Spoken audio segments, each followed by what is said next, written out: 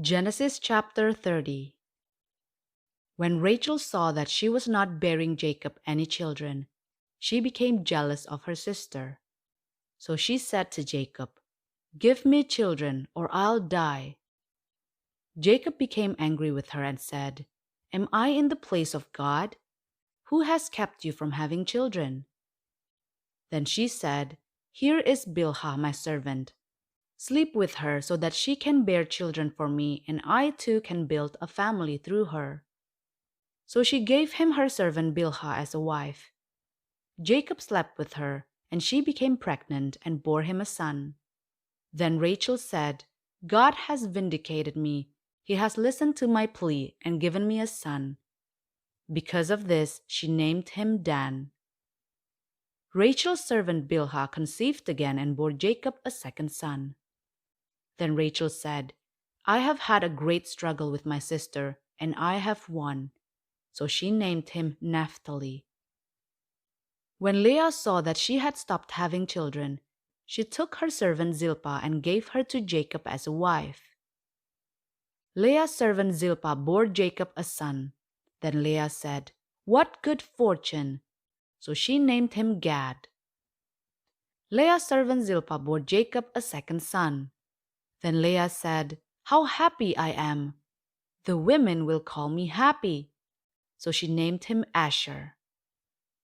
During wheat harvest, Reuben went out into the fields and found some mandrake plants, which he brought to his mother Leah.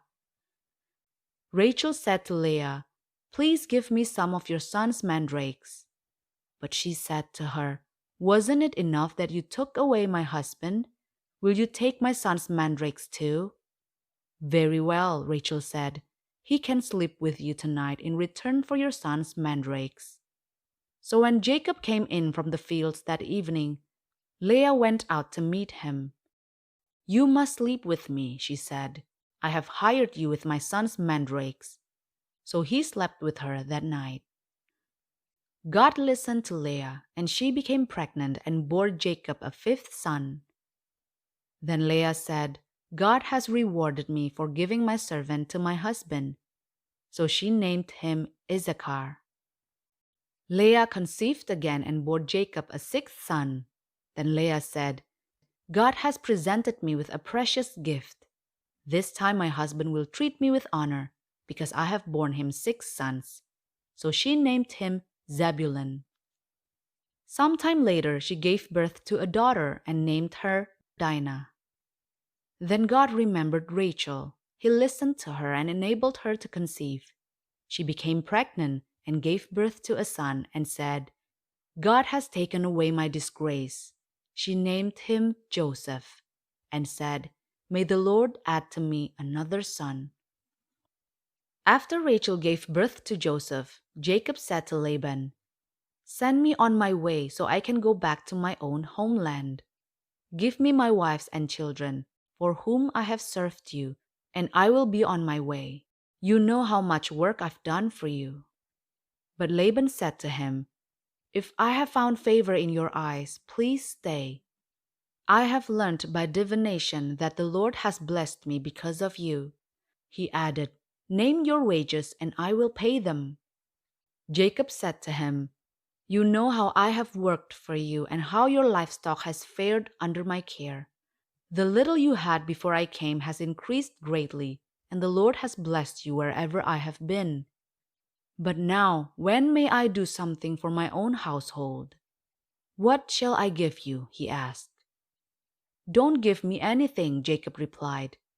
"But if you will do this one thing for me, I will go on tending your flocks and watching over them. Let me go through all your flocks today and remove from them every speckled or spotted sheep, every dark-colored lamb, and every spotted or speckled goat. They will be my wages. And my honesty will testify for me in the future, whenever you check on the wages you have paid me.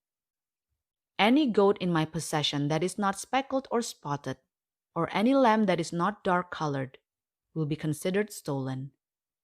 "Agreed," said Laban. "Let it be as you have said." That same day he removed all the male goats that were streaked or spotted.